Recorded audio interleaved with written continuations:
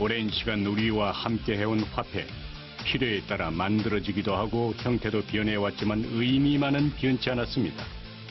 여러분은 그런 돈 좋아하십니까? 돈 많이 좋아하죠. 많으면 좋죠. 네. 없는 것보다 낫다고 생각합니다. 그런데 요즘 돈 벌 일이 거의 없습니다. 현금보다는 신용카드나 스마트폰으로 결제를 하면서 지갑에서 돈 뺄 일이 사라진 거죠. 그건 이제 캐시레스 소사이티, 현찰 없는 사회로 가는 겁니다. 그래서 기술은 계속 진보해 왔고 사람도 거기에 따라서 적응해 왔기 때문에 현금 없는 사회로 진입한 대한민국. 그 변화의 중심엔 기술의 발달이 있었습니다. 돈과 기술, 어떻게 보면 어울리지 않을 것 같은 이 둘이 만나 지금 금융의 패러다임이 바뀌고 있습니다.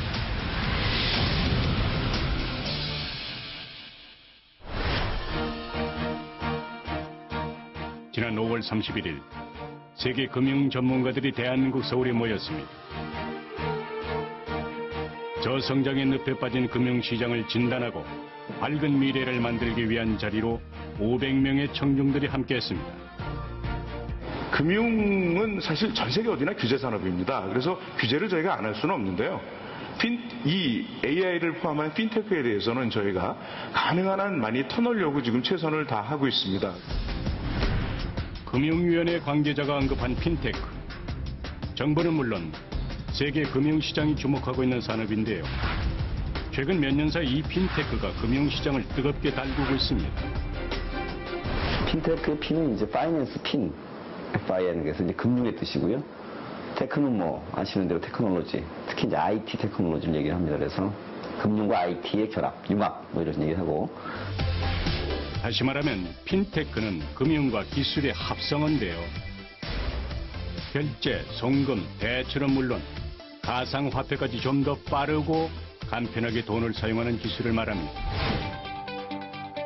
사실 인터넷으로 하는 금융거래는 보편화되었습니다. 하지만 핀테크는 스마트폰만으로도 금융 서비스를 받을 수 있다는 것, 이게 핵심입니다. 이러한 핀테크 환경에 은행들도 변화하기 시작했습니다. 스마트폰으로 은행 거래를 할 수 있는 상품들을 내놓기 시작한 겁니다. 지난해 국내 최초 모바일 전문 은행을 도입한 W은행을 시작으로 다양한 모바일 은행 상품들이 출시됐는데요. 현재 시중은행 2곳을 제외하고는 모두 모바일 전문은행 서비스를 구축했습니다. 모바일 전문은행 서비스는 모바일 뱅킹으로도 불리는데요. 보안이 적용돼 안전하게 사용할 수 있다는 점에서 텔레뱅킹과 구분되고 이동 중에도 사용할 수 있다는 점에서 인터넷 뱅킹과 구분됩니다. 이러한 장점 때문에 모바일 전문은행을 이용하는 사람들이 점점 늘어나고 있습니다. 서울에 위치한 예스은행 본점, 한 고객이 스마트폰을 놓지 못하고 있습니다. 조금 전 신용 등급이 낮다는 이유로 대출을 받지 못했는데요. 다행히 모바일 은행에서는 가능하다고 해서 신청 중입니다. 비대면 실명 확인 절차를 금융권 최초로 도입을 했고요. 금행을 거래하지 않는 고객들도 5분 안에 계좌를 신기하실 수 있는 프로세스를 탑재를 했습니다. 뿐만 아니라 환전, 대출, 해외 송금 등 여러 가지 제공 서비스에 있어서 은행 거래하지 않는 고객들도 누구나 쉽게 이용할 수 있게 인증서라든지 보안 매체를 탑재하지 않아도 이용할 수 있는 서비스를 제공을 하고 있습니다. 사실 은행들의 비대면 서비스 하면 자동 입출금기부터 생각나실 겁니다. 그런데 이 기계가 더 똑똑해져서 무인 점포로 불리고 있습니다. 예금 가입하려고 하는데요. 어떻게 하면 되나요? 입출금 계좌 개설하시는 거 맞으실까요? 네. 심지어 화상 통화까지 대면 서비스의 장점도 갖췄는데요. 현재 서울과 인천에만 26대가 설치되어 있습니다. 현재 총 107가지 업무를 수행하고 있습니다. 입출금 창구 업무의 한 90% 수준의 업무를 수행을 하고 있고요. 입출금 계좌 신규, 통장 및 카드 비밀번호 변경, 체크카드 재발급 신규, 인터넷 뵙기 신규도 고객님께서 영업시간 중에만 가능했던 업무들을 영업시간 이후나 주말에도 이용이 가능하신 게 큰 특징입니다. 스마트폰이나 자동화 기기 같은 은행들의 비대면 채널이 늘자 은행 지점이 줄어들기 시작했습니다. 통계에 따르면 1년간 은행 120곳이 문을 닫았습니다. 은행 점포가 사라지고 있는 겁니다. 이러한 현상은 국내만의 일이 아닙니다. 세계적인 추세라고 하는데요. 지난 4월 금융투자협회에서 소개한 디지털 파괴라는 보고서에 의하면 향후 10년간 유럽이나 미국 은행권에서 170만 명이 해고될 것이라고 예상했습니다. 그의 주된 원인을 핀테크로 인한 은행 업무가 자동화되기 때문이라고 밝혔습니다. 빌 게이츠가 예견한 일이기도 합니다. 은행이 디지털 뱅크가 되는 거예요, 지점이. 그러면 그 지점에 계신 분들의 역할은 기존하고 달라지는 거예요. 뭐 계약을 체결하고 뭐 금융에 대출을 하고 이런 것뿐만이 아니고 이제 뭐 표준화해서 간소하게 처리할 수가 있는 거예요. 어떤 그 고객들을 갖다가 전체 관리를 해준다라든지 다른 측면에 또 수익 모델 같은 만든다든지 이런 것들을 할 수 있는 시간 여유가 생기는 거죠. 변화는 벌써 시작됐습니다. 은행과 커피숍을 한 번에 이용할 수 있는 카페형 은행이 생겼는가 하면 은퇴자 자산 관리 같은 특화된 서비스를 확대해 나가고 있습니다. 그런데 궁금하지 않으십니까? 은행들이 핀테크 상품을 내놓는 진짜 이유 말입니다. 바로 IT 기업들이 금융시장에 뛰어들었기 때문입니다. 지난해 모바일 전자화폐를 출시한 미국의 대표 IT 회사는 물론 세계적인 IT 기업들이 모바일 전자화폐 시장에 진출했습니다. 한마디로 지갑 전쟁이 시작된 것입니다. 중국 최대 전자상거래 기업 A그룹. 1999년 온라인 유통 사업으로 시작해 중국 온라인 상거래의 80%를 장악하고 있는 그야말로 세계적인 기업인데요. 2004년 지불 결제를 담당하는 자회사인 모바일 전자화폐 A페이를 만듭니다. A페이는 전 세계적으로 약 8억 명의 사용자를 보유하고 있으며 2년 전 한국 오프라인 매장에도 진출해 있습니다. 그렇다면 한국을 찾는 중국 관광객들은 과연 A페이를 얼마나 사용하고 있을까요? 중국 관광객들의 쇼핑 천국이라 불리는 명동의 어느 면세점입니다. 중국 관광객들이 쇼핑이 한창인데 많은 이들이 쇼핑 중 스마트폰을 들여다봅니다. 결제를 위해서죠. 결제 방법은 아주 간단합니다. 스마트폰 어플리케이션을 연 후 QR코드만 인식하면 결제가 간단하게 끝납니다. 네, 2년 전이나 3년 전 같은 경우에만 하더라도 고객님께서 를 결제하는 경우가 20%에서 30% 정도였다면 현재까지는 70에서 80%인 고객님께서 를 사용하고 있습니다. 모바일 전자화폐를 사용하는 이들은 대부분 젊은 중국 관광객들인데요. 그들은 왜 현금이 아닌 전자화폐를 사용하는 걸까요? 以前呢，我来的时候基本都是要拿着现金、银行卡这些东西才能付款。然后像那些如果忘记带银行卡、现金什么都没关系，只要有支付宝就可以了。所以我基本上现在就非常的喜欢这种付款方式。就比如一些商场打折的时候，然后只要带一个手机就会特别的方便，什么银行卡、现金啊，就不怕它丢或者怎么样，就非常好。 A페이는 물건값을 결제하면 국내 은행이 이 돈을 대신 내주고 나중에 A페이가 중국에 있는 고객 계좌에 돈에서 이를 되갚는 구조입니다. 한마디로 선결제 후정산 방식이죠. 물론 결제 과정에서 고객은 수수료를 냅니다. 하지만 우리 돈으로 환전할 때보다 수수료가 1.5% 저렴하다고 합니다. 한 면세점에서 결제되는 양이 한 500억 된다고 이야기를 들었습니다. 그 스토어에서만 500억이기 때문에 그 스토어가 좀 큰 면세점이니까 뭐 우리나라에 한 25% 한다고 그러면은 그게 몇 조가 되는 돈이 페이로 돌아가는 겁니다. 이게 무슨 뜻이냐면은 환전상들이 명동의 환전상들이 망하고 있다는 거하고 비슷해요. 실제로 서울시내 법인이 운영하는 환전소는 지난해 2013년 32개에서 올해는 19개로 절반 가까이 줄었습니다. 물론 요코들, 중국의 해외 관광객들이 와가지고 우리나라에 워낙 많이 오니까 사실 마인 회장이 방문을 했잖아요, 작년에. 그래서 그거 사실 요청한 거예요. 불편하니까 요코들이 좀 쓰게 해달라. 근데 거절할 수가 없는 거죠. 이미 요코들이 우리나라에서 33조를 씁니다, 1년에. 33조면 우리나라 GDP, 연간 GDP의 0.3%예요. 엄청난 사실은 규모고 돈입니다. 그래서 왜 를 쓰느냐. 무슨 편하니까 중국이니까 편한 것도 있지만 우리가 그렇게 편하게 해줄 수 있는 아직 그 시스템이 약한 거예요. 세계 금융위기 후 전 세계는 지금 저성장의 덫에 걸렸습니다. 그런데 이 핀테크 산업만은 예외입니다. 전 세계 핀테크 시장 규모가 2013년 29억 7천만 달러에서 2014년 112억 달러로 1년 만에 무려 4배 가까이 성장했습니다. 핀테크는 저성장 시대에 고성장을 이룬 희소가치가 큰 산업인 것이죠. 하지만 국내 핀테크 산업은 이제 걸음마당입니다. 외국의 한 조사기관에 따르면 세계 100대 핀테크 기업 안에 우리 기업은 순위에 없습니다. IT 강국이라는 대한민국에서 어떻게 이런 일이 생긴 걸까요? 극중 주인공들이 입고 나온 의상과 패션 잡화 등을 사기 위해서 한국 쇼핑몰에 접속을 했지만 결제하기 위해 요구하는 공인 인증서 때문에 2년 전 드라마 별에서 온 그대가 중국에서 선풍적인 인기를 얻었습니다. 당시 여배우의 인기가 대단했는데요. 여주인공이 입고 나왔던 코트를 사려고 중국인들이 국내 온라인 쇼핑몰에 몰려들었습니다. 하지만 코트를 사는데 실패했습니다.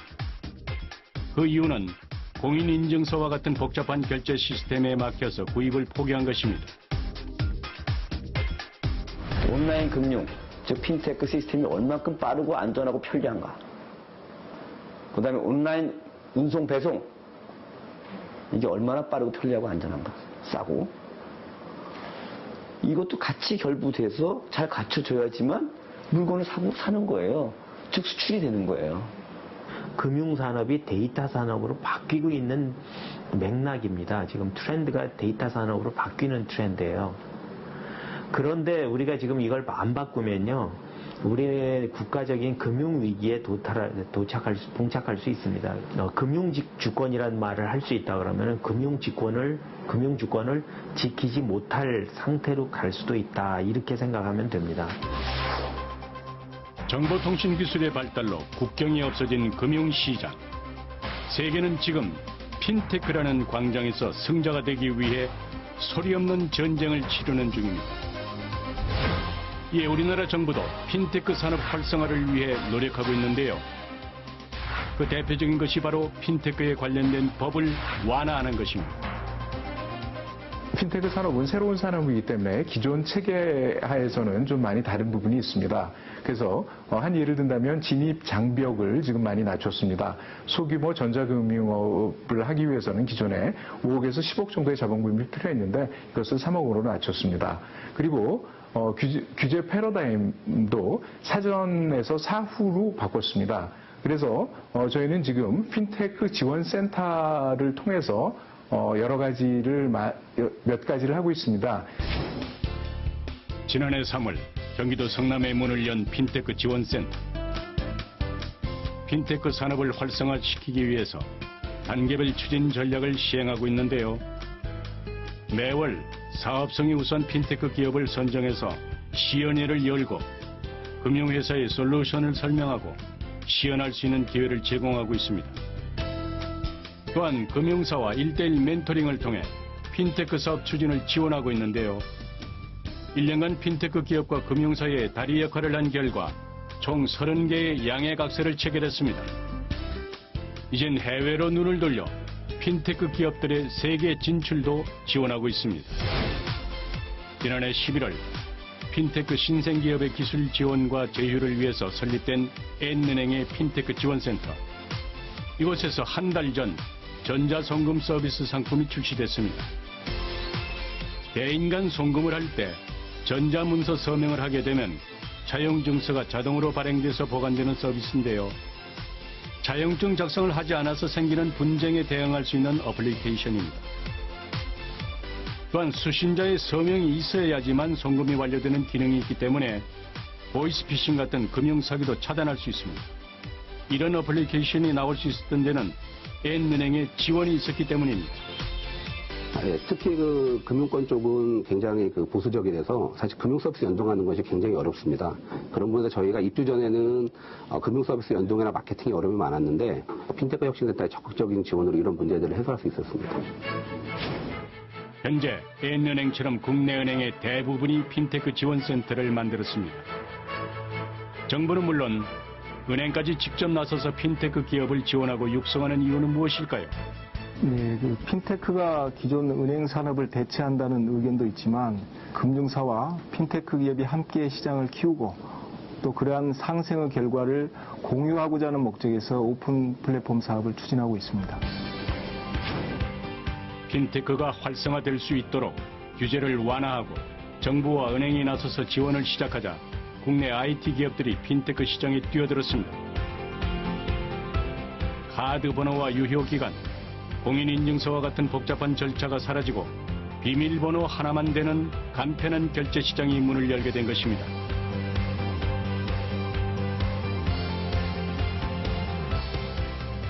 국내의 대표적인 간편 결제 서비스는 N사의 N페이와 K사의 K페이 그리고 S전자의 S페이가 있습니다.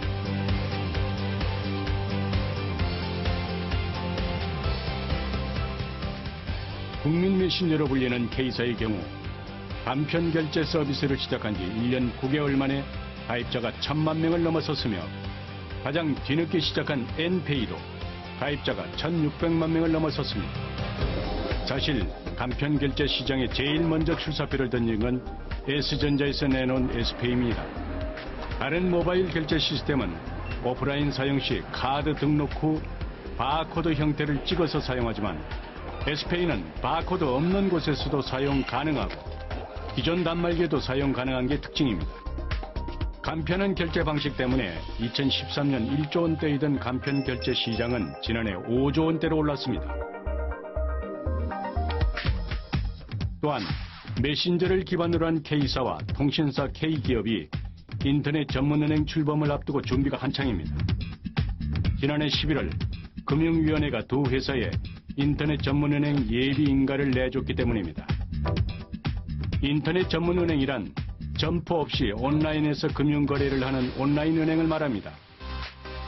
대출이나 적금, 신규 상품 등의 신청 및 가입이 가능한데요. 24시간 운영하는 장점 외에 점포 운영비와 인건비 등이 들지 않아서 은행보다 예금 금리가 높거나 대출 금리가 낮습니다. 인터넷 전문은행 출범을 앞두고 기존 은행들은 긴장을 늦추지 못하고 있습니다. 인터넷 전문은행 못지않은 서비스를 갖춰 놓아야 고객 기반을 지킬 수 있다고 생각하기 때문인데요. 그래서 은행들이 다양한 핀테크 업체들과 손을 잡고 비대면 서비스 상품을 강화하고 있는 것입니다. I은행은 인터넷 전문은행과 비슷한 중금리 대출을 출시해서 화제가 되고 있습니다. 빅데이터 신용평가와 핀테크 기술을 활용하여 스마트폰을 통해 빠르면 10분 이내에 대출 신청부터 실행까지 가능한 비대면 신용대출 상품입니다. 직장인 명함을 촬영해서 모바일 은행 어플리케이션에 등록하기만 하면 대출이 가능한데요. 쉽고 간편해서 출시 한 달 만에 20억 원 이상의 대출이 실행됐습니다. 이 모바일 스크래핑이라는 기술을 활용해서 명함에 있는 직장 정보와 국민건강보험공단, 국민연금공단의 재직 정보 등이 일치하는지 여부를 실시간으로 시스템적으로 확인하고 스마트폰을 통해 신용평가와 대출 심사를 실시하기 때문에 고객은 은행을 방문하거나 서류를 제출하지 않고서도 편리하게 대출을 이용하실 수 있습니다. S은행 역시 비대면 상품을 강화했습니다. 모바일 은행에서 환전 신청을 하고 공항에서 수령하는 서비스와 자동차 대출 서비스를 시작해서 고객들의 호응을 얻고 있습니다. 웨어러블 뱅킹 서비스를 선보이는 은행도 있습니다. 웨어러블 뱅킹이란 시계나 안경같이 몸에 착용하는 기기에 금융 서비스를 결합한 것을 말하는데요. 은행을 가지 않고도 잔액이나 거래 내역을 조회할 수 있습니다. 출금도 할 수 있습니다. 스마트워치에서 인증번호를 확인한 후 전송된 인증번호를 현금 인출기에 입력하면 현금이 인출됩니다. 지갑 꺼낼 일이 없이 간편해서 사용자가 꾸준히 늘고 있습니다.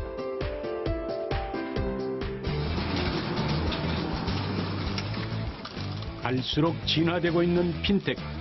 우리 생활에는 얼마나 사용되고 있을까요? 20대 직장인 장보윤 씨의 하루를 통해 좀 더 자세히 살펴보겠습니다. 이른 아침, 보윤 씨가 버스 정류장에서 버스를 기다립니다. 버스에 몸을 실은 그녀가 스마트폰에 있는 NFC 기능을 켜고 교통카드 단말기에 댑니다. 스마트폰으로 교통비를 해결한 것입니다. 이동하는 차 안, 스마트폰에서 눈을 떼지 않습니다. 제가 지금 가상 화폐를 구매를 좀 해봤는데요. 이게 매일매일 시세가 좀 변화가 되기 때문에 제가 거래소 앱을 통해서 이 시세를 매일 확인하고 있습니다. 가상화폐 거래소 어플리케이션으로 시세까지 스마트폰으로 해결. 회사에 들어가기 전 커피숍에 들러 음료를 주문하는데요. 이번에도 스마트폰이 지갑을 대신합니다. 스마트폰에 등록해둔 모바일 전자화폐로 간편하게 결제를 마쳤습니다.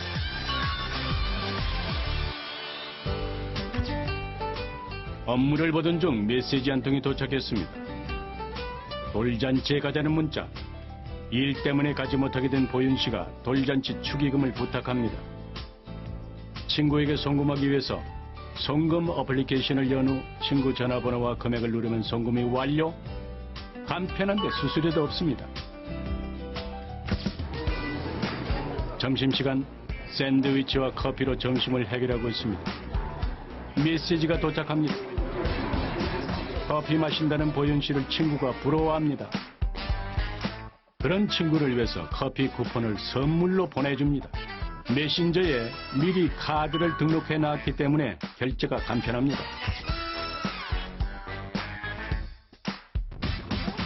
보윤 씨가 회사 거래처를 가기 위해서 택시를 탔습니다. 선생님, 저 휴대폰으로 결제하겠습니다. 택시비도 역시 스마트폰으로 결제. 단순히 이제 결제뿐만 아니라 교통이나 송금 그리고 온라인 쇼핑까지 다양한 영역에서 이러한 핀테크 기술들이 활용이 되기 때문에 매우 이제 간편해지고 좋은 것 같습니다. 그녀가 오늘 쓴 현금은 영원. 스마트폰이 지갑 역할을 했습니다.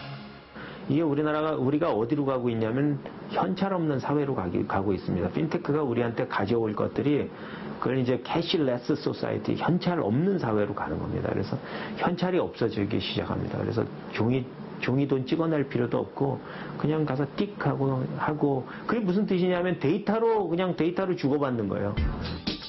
정말 사람들의 지갑이 가벼워지고 있을까요? 저 지금 현찰 하나도 없고요. 카드만 갖고 다녀요. 아니, 저는 현찰 잘 안 들고 다녀요. 비상금으로 현금 5만 원만 들고 나머지 카드 많이 사용하고 있어요. 지금 카드만 들고 다니고 있어요. 현금 사용의 감소는 세계적인 추세. 현재 북유럽을 중심으로 현금 없는 사회로 가고 있습니다. 한중일 중 한국의 현금 사용량이 가장 적습니다. 현금이 사라지면서 새롭게 등장한 것이 있습니다. 바로 가상화폐. 가상화폐란 실물 없이 사이버에서만 거래되는 전자화폐의 일종입니다. 서울 여의도에 위치한 가상화폐 거래소. 네. 가상화폐가 사고 팔리는 곳인데요. 24시간 내내 거래가 이루어지며 실시간으로 조회가 가능합니다. 그렇다면 가상화폐를 사용하는 사람들은 어떤 목적으로 거래를 하는 것일까요? 이 시장에는 굉장히 많은 참여자들이 있습니다. 그래서 비트코인을 화폐로 쓰는 분들도 계시고, 이제 시세 차익을 노리기 위해서 샀다 팔았다 하시는 분도 계시고, 또 거래소 간의 어떤 차익을 통해서 이익을 얻으려는 차익 거래자들도 있습니다. 이곳에서는 가상화폐 중 하나인 비트코인이 주로 거래되는데요. 미국이나 유럽, 중국 등 전 세계에서 사용되고 있으며 전 세계 하루 거래량은 2천억 원 이상입니다. 안녕하세요. 인터넷 연결만 된다면 세계 어디든 송금할 수 있고 수수료도 거의 들지 않아서 외국인들에게 인기가 좋습니다. 그리고 요즘에는 특히 이제 비트코인을 활용한 송금 시스템이 많이 각광을 받고 있는데요. 해외에 있는 필리핀 노동자들이 임금을 받아서 비트코인을 통해서 자국으로 송금을 하는. 최근에는 우리나라에 비트코인 현금 입출금기도 등장했습니다. 가상화폐인 비트코인을 우리나라 돈으로 현금화할 수 있기 때문에 외국 여행객이나 국내 거주 외국인들이 편리하게 사용할 수 있습니다. 이제 비트코인으로 결제를 받을 수 있는 상점들이 외국에는 굉장히 많습니다. 예를 들어 우리가 알고 있는 큰 컴퓨터 회사에서도 비트코인으로 결제를 받고 있고요. 큰 대형 쇼핑몰이나 같은 데서 비트코인을 사용을 할 수가 있습니다. 실물은 없지만 전 세계적으로 통화가 되고 송금과 환전 수수료가 거의 들지 않는다는 가상화폐 비트코인. 그렇다면 비트코인의 발행 주체는 과연 어디일까요? 도토리 우리가 이제 인터넷에서 도토리 사고 팔았잖아요. 그래서 도토리 사고 팔고 도토리 주고 받고 이런 걸 많이 했었는데 그게 어떤 특정 회사하고 관계돼 갖고 그 특정 사이트 안에서만 사용되는 도토리를 사용했었는데 그게 인터넷에서 사용되기 시작한 거예요. 그게 비트코인입니다. 그런데 더 재미있는 것은 이게 그 주체 자체가 없는 거예요. 통화를 관리하는 주체가 없다는 비트코인. 그렇다면 어떻게 발행되고 있는 것일까요? 비트코인은 2009년 익명의 프로그래머가 논문을 공개하면서 시작됐는데요. 수학 문제를 풀어서 얻습니다. 컴퓨터로 문제를 풀면 그 대가로 비트코인을 얻게 되는데요. 이때 광부가 비트코인을 채굴했다고 말합니다. 그 채굴의 의미는 이 비트코인이 블록체인 기반의 화폐다 보니까 그 작업 증명을 해줘야 됩니다. 이 기록이 실제로 정상적인 거래다라는 것을 채굴자들이 증명을 해주게 되는데요. 그 과정에서 많은 전력이 소모가 됩니다. 이러한 암호화 과정을 거치기 때문에 거래가 안전하게 저장이 되는 것이고요. 이에 대한 보상으로 비트코인을 생성해서 채굴자들에게 보상을 주게 됩니다. 따라서 비트코인은 모두가 발행 주체가 될 수 있는 개인 대 개인 방식의 공유 화폐인 셈입니다. 최근엔 비트코인이 핀테크 산업 활성화의 열쇠라는 평가도 받고 있지만 검은 돈의 수단으로 악용되는 등 문제점도 나타나고 있습니다.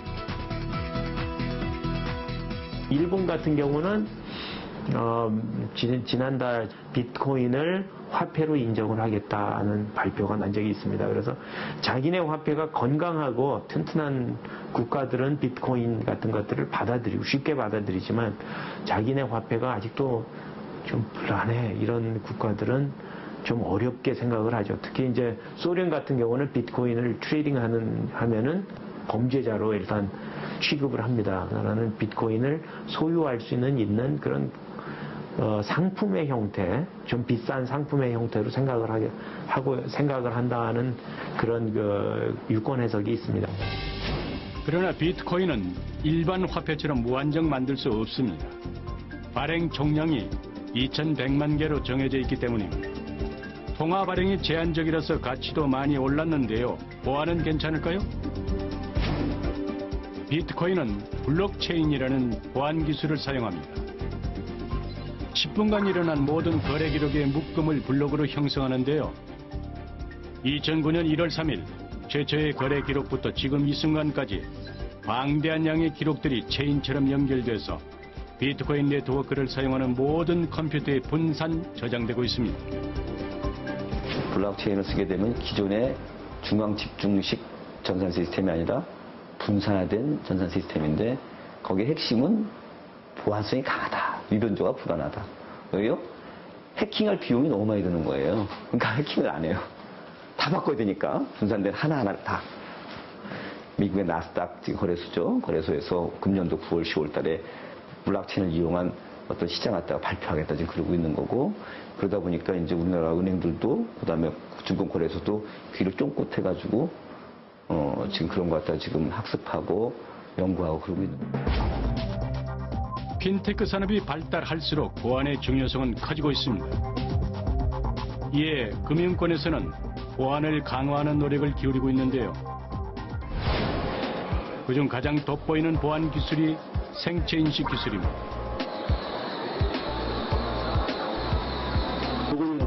생체인식 기술이란 사람마다 다른 모양을 가지고 있는 홍채나 음성 지문 같은 생체 정보를 자동으로 인식해서 신원을 파악하는 기술을 말합니다. 한마디로 생체인식 기술은 내 몸이 열쇠가 된다는 이야기죠.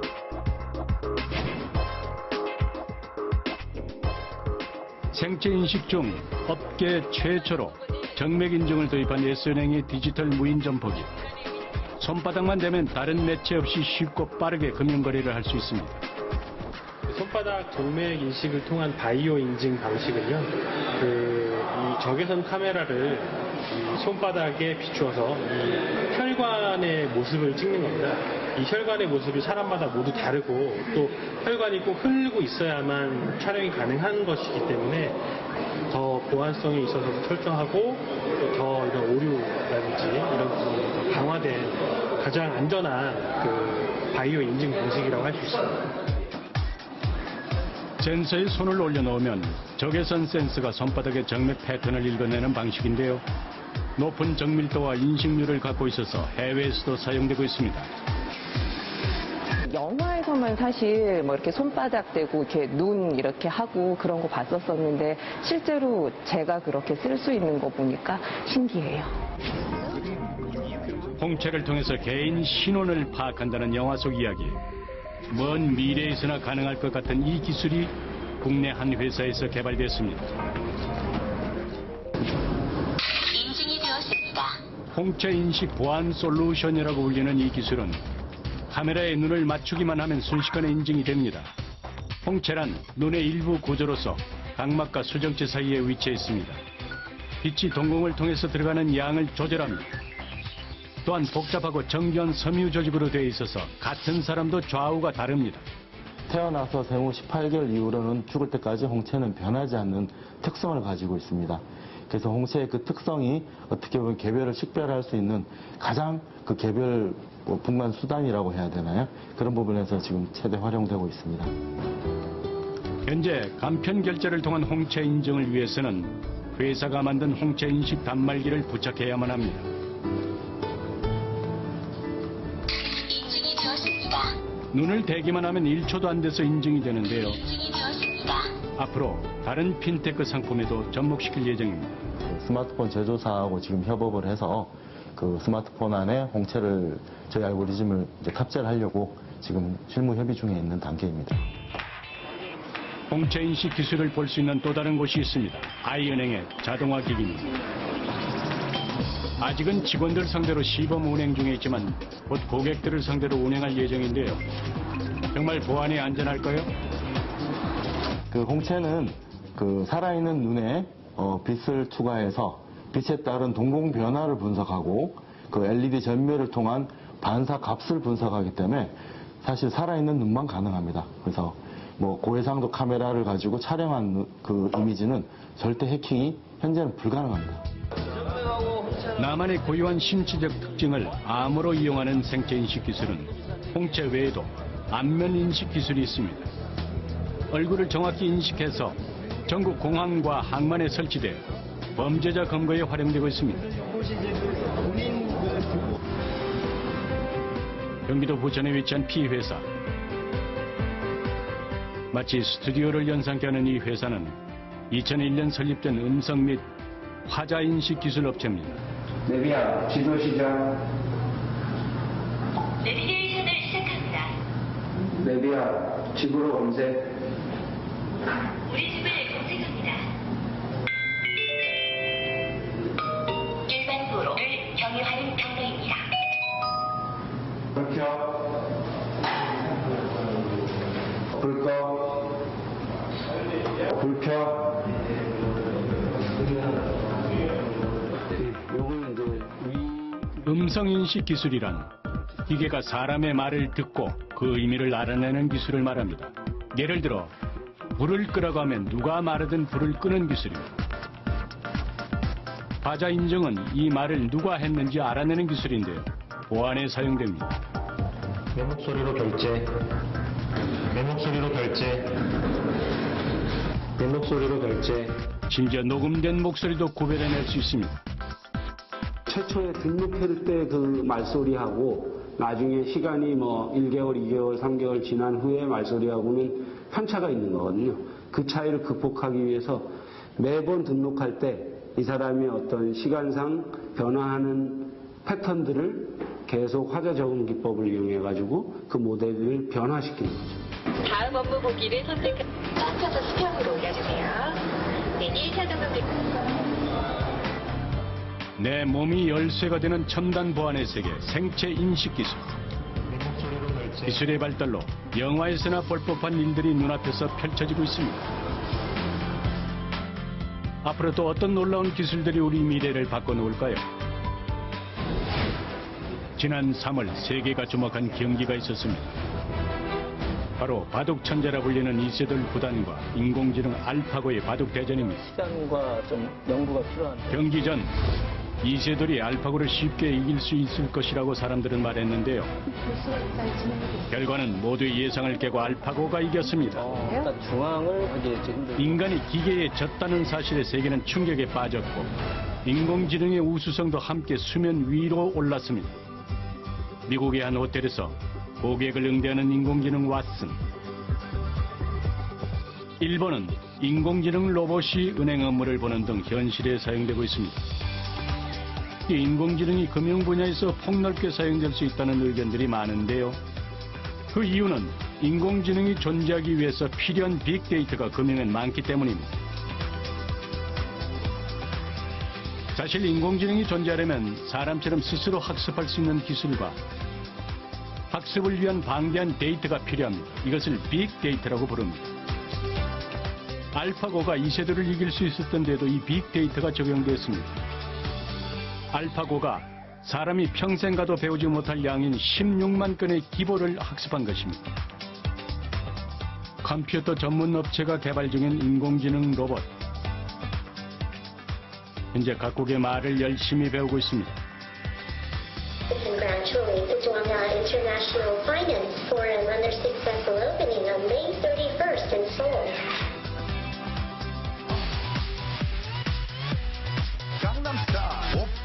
한국말을 익히면 한국 내 은행에도 도입될 예정입니다.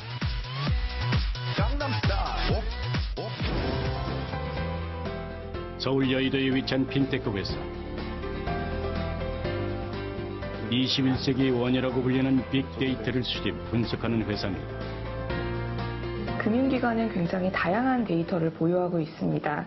이 보유한 데이터를 분석해서 금융기관의 고객들의 리스크를 측정하고 어떤 금융상품을 선호하는지 예측하곤 하는데요. 인공지능의 기반이 되는 머신러닝이라는 기술로 이 데이터를 분석해서 굉장히 고도화된 예측 모델을 만들어내고 있습니다. 디지털 환경에서 만들어지는 빅데이터를 수집 활용하면 금융기관의 손실은 물론 금융사를 이용하는 고객들도 보다 나은 금융 서비스를 받을 수 있습니다. 데이터가 조금 더 다양해지고 이 데이터를 분석하는 기법이 고도화가 되게 되면 이제 예전 기준에서는 이제 대출이 나가지 않거나 혹은 굉장히 높은 이자로 대출이 나갔을 그런 사람에게도 조금 더 정확하게 이제 리스크 측정이 될 수가 있기 때문에 다른 기법을 사용하게 되면 좀 더 낮은 이자로 대출이 나가도록 하는 것도 이제 가능해지는 거죠. 정확하고 고도화된 데이터 분석이 가져올 수 있는 가치는 이뿐만이 아닙니다. 같은 경우는 이제 보험 고객의 손해액을 정확하게 예측을 해야지만 이제 보험사가 좀 손실을 줄이고 이익을 극대화할 수 있는 측면이 있는데요. 이제 저희가 이제 그 특정 보험사의 그 손해액 예측을 정확하게 해서 연간 80억 원의 추가 이익을 발생시킬 수 있다라는 거를 입증을 한 사례가 있고요.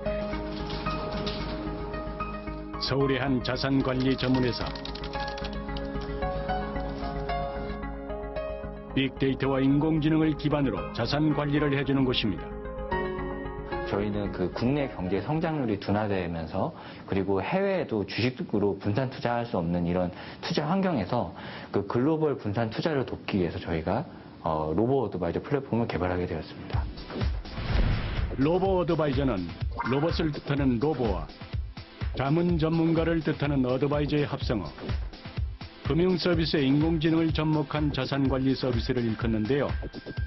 전문가가 담당하던 자산 관리를 빅데이터에 기반한 인공지능이 대신해주는 서비스입니다. 쉽게 말해서 온라인에서 고객이 자신의 투자 조건을 입력하면 컴퓨터 프로그램이 수많은 데이터를 스스로 수집하고 분석해서 맞춤형 자산 관리를 해주는 것입니다. 현재 국내 로보 어드바이저 시장은 걸음마 단계.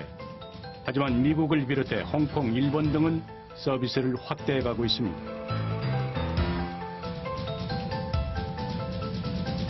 외국의 한 컨설팅 기관에 따르면 현재 글로벌 로보 어드바이저 운용 자산은 3천억 달러.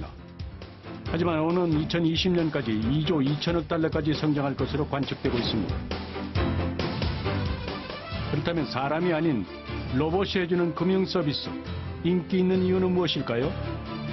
기존의 펀드 매니저 한 사람이 이제 처리할 수 있는 정보의 양이 굉장히 제한적이고, 그래서 자기가 알고 있는 어떤 특정 데이터에 대해서 지나치게 높은 가중치를 두고 자기 투자 의사결정을 그런 부분에 굉장히 많이 의존하는 그런 형태를 가지고 있었습니다.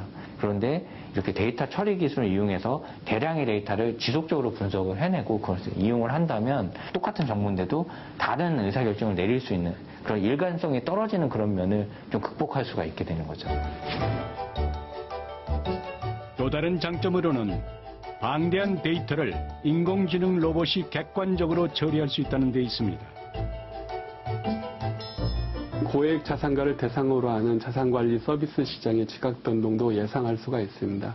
특히 은행 중심으로 이루어진 그 고액 그 PB 서비스들이 좀 더 다양한 주체들이 제공하는 서비스들로 발전하지 않을까 그렇게 생각을 하고 있습니다.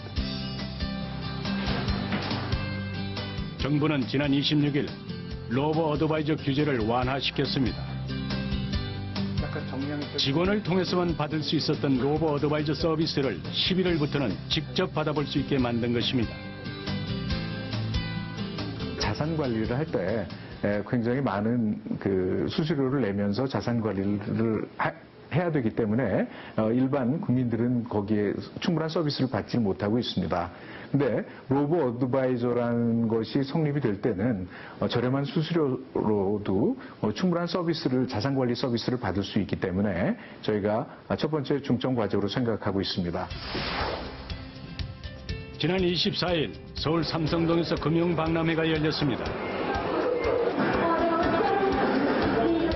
국내 주요 은행사와 핀테크 기업들이 금융상품과 신기술을 선보이기 위해서 모였습니다. 발전해가지고 휴대폰에서 집에서 앉아가지고 그 금융 관리 갖다 잘해주고 그렇게 쓰니까 아주 편리합니다. 점점 발전해 가니까 이제 사람들도 이제 편하게 바쁜 시간 쪽에서 은행 안 가도 되고요. 그런 게 참 좋은 것 같아요. 사람들의 시선이 한 곳에 모아집니다. 홍채 인식기 때문인데요. 홍채 인식 기술 같은 경우는 진짜 좀 이렇게 상용화가 될 거라고는 생각을 못 했는데 이렇게 또 직접 써보고 하니까 정말 신기한 것 같아요.